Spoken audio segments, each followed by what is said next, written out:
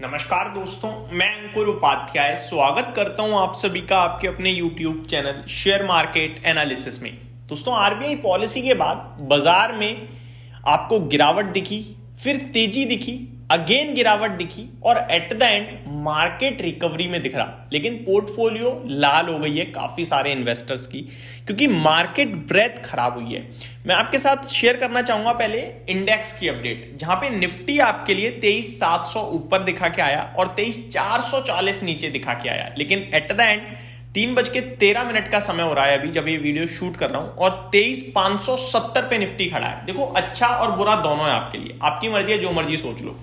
अच्छा क्या है पहले वो डिस्कस करते हैं। अच्छा ये कि आप लगातार बड़े से बड़ा इवेंट देख रहे हो, लेकिन 23,500 का घर नीचे में ब्रेक करने के लिए तैयार नहीं हो। इंट्राडे बेसिस पे आज ब्रेक हुआ, लेकिन क्लोजिंग बेसिस पे काफी अच्छा आप ऊपर आ चुके हो 23,500 से। ये बहुत अच्छी बात है।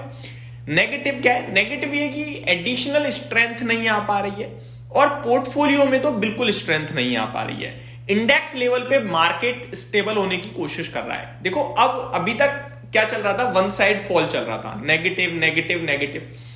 अब यहां साइडवे हो गया है मार्केट 100 पॉइंट ऊपर जाएगा, 100 पॉइंट गिर जाएगा। जिनमें दम होगी वो थोड़ा ऊपर आने की कोशिश करेंगे, जो थोड़े वीक होंगे वो थोड़ा नीचे जाने की कोशिश करेंगे। बाकी कुछ नहीं होगा। अगर आप लॉस देखना पसंद करते हो वो भी नहीं दिखेगा, आप प्रॉफिट देखना पसंद करते हो वो भी नहीं दिखेगा। मार्केट आपको पूरी तरीके से निचोड़ेगा। अभी तक क्या एक्शन देख रहे थे हम, एक्शन या तो तेजी होती थी या मंदी होती थी। अब मार्केट कुछ नहीं करेगा। आज आपको लॉस दिख रहा है ना, इतना ही आपके लिए 2 दिन पहले बढ़ गया था, आज उतना घट गया। कल हो सकता है दोबारा इतना बढ़ जाए या फिर थोड़ा और घट के फिर दोबारा बढ़ जाए। तो ये अब मार्केट आपको निचोड़ देगा, आपका खून पिएगा, समय मांगेगा आपसे। सिंपल है। ये बहुत ही बोरिंग टाइम हो सकता है मार्केट में, और इस समय आप कुछ करोगे वो सबसे ज्यादा नेगेटिव होगा। देखो, घाटे में और ऐसे मार्केट में 2 फर्क होते हैं। घाटे में सौदा बेचकर जाना यानी कि लॉस बुक हो गया, वो तो सबसे गलत हो गया। लेकिन ऐसे मार्केट में तो तेजी और मंदी दोनों की अगर बात करी आपने तो आप गलत पड़ोगे, क्योंकि कुछ भी नहीं होने वाला।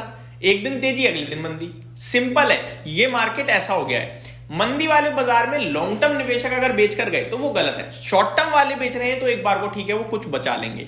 तो अभी मार्केट ना तो मंदी का दिख रहा मुझे, ना तेजी का दिख रहा मुझे लग रहा है बाजार अब खून चूसने वाला हो चुका है, साइडवे है पूरी तरीके से। मार्केट शांत हो गया है, स्टेबल होने की कोशिश कर रहा है। एक दिन तेजी, एक दिन मंदी, और आपको बोर करेगा। अब उस बोरिंग में आप एक्शन लोगे तो वो गलत है, नहीं लोगे बोर हो लोगे, ठीक है। ये समय भी आता है बाजार में, क्योंकि आपने पॉलिसी देख ली, आपने बजट देख लिया, मार्केट आपका कुछ नहीं करने को तैयार है। दैट मींस अब तो ट्रिगर भी नहीं है मेरे पास कि अगला ये ट्रिगर है। रिजल्ट कंटिन्यू बेसिस पे चली रहे हैं, वो भी रिजल्ट सीजन खत्म होने को आ गया है। तो ये आपके लिए मार्केट। और निफ्टी देखिए 23,600 की तरफ बढ़ रहा है। अभी भी 14 मिनट बचे हुए हैं बाजार बंद होने में। पॉसिबिलिटीज है 23,600 के ऊपर भी बंद हो जाए। तो 23,800 ऊपर और 23,500 नीचे, ये तो बड़े इंपॉर्टेंट लेवल बैंड बन गया है। और बीते 3 ट्रेडिंग सेशन से इसी बैंड में घूम रहा है बाजार। हमें ये लग रहा है लॉस हो रहा है या प्रॉफिट हो रहा है, लेकिन मार्केट कुछ नहीं कर रहा। ये आप देखने की कोशिश करो, ठीक है। आगे बढ़े तो मिड कैप 1/3% ऊपर था, लेकिन स्मॉल कैप में 0.25% की हल्की सी गिरावट थी। बैंक निफ्टी में 1/3% की गिरावट थी। सेंसेक्स और निफ्टी अभी बिल्कुल फ्लैट हो चुके हैं, किसी वक्त हरे निशान में भी आ सकते हैं। मार्केट ब्रेथ 866 स्टॉक्स नेगेटिव थे, पॉजिटिव थे 1570 शेयर्स। सॉरी, उल्टा बोल गया मैं। नेगेटिव थे 1570 शेयर्स और 870 पॉजिटिव थे। मेटल इंडेक्स आज का लीडर था, ऑटो इंडेक्स में तेजी थी और मिड कैप सिलेक्ट अच्छा कर रहे थे। गिरावट थी पीएसयू बैंकिंग क्षेत्र में, एफएमसीजी में, मीडिया में। काफी लोग ये भी कह रहे हैं कि भाई जब आरबीआई की पॉलिसी ठीक थी, अच्छी थी, रेट कट हो गया, फिर बाजार क्यों नहीं बढ़ा?